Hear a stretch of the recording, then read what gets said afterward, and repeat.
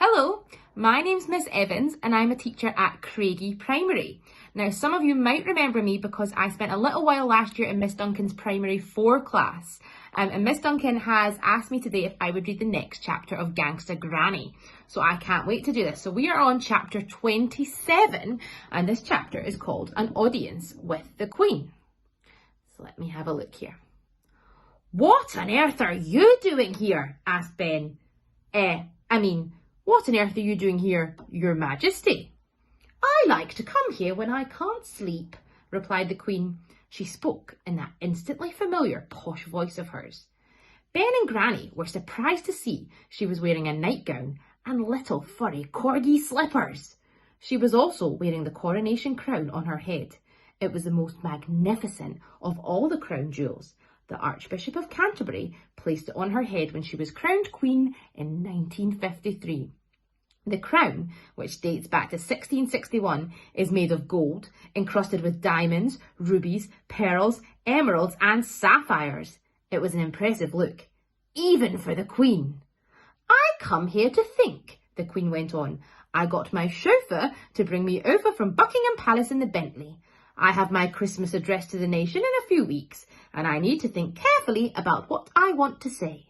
One always finds it easier to think with one's crown on. The question is, what on earth are you doing here?" And I'll see if I can show you a little picture. That's the Queen there, and you can see her corgi slippers. Okay, now we're on to the next page. Ben and Granny looked at each other, ashamed.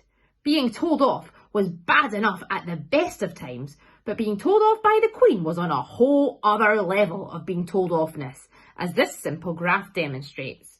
There's a little graph of told offness, and I'll tell you. So it starts off with being told off by a parent, then a teacher, then a head teacher, then an air hostess, then a librarian, a postman, a scoutmaster, a traffic warden, a park keeper, a vicar, a policeman, a judge, and then way at the end, the one that's the highest, is the Queen.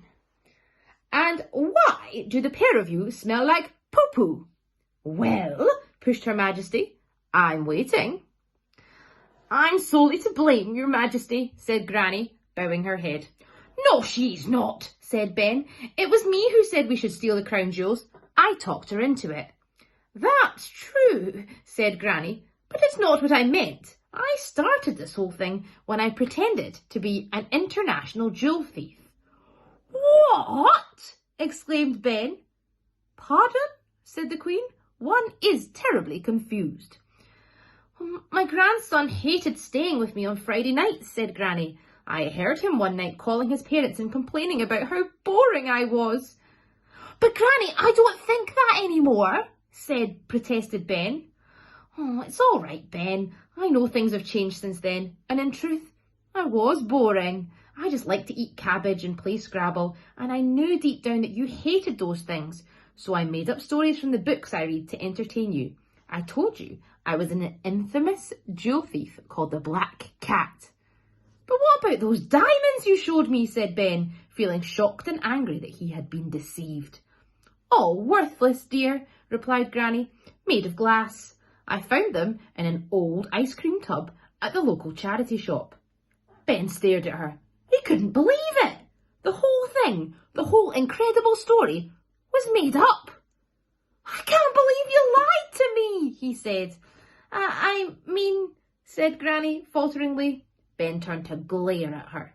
"You're not my gangster Granny after all," he said. Then there was a deafening silence in Jewel House, followed by a rather loud and rather posh cough. "Ahem!" said an imperious voice.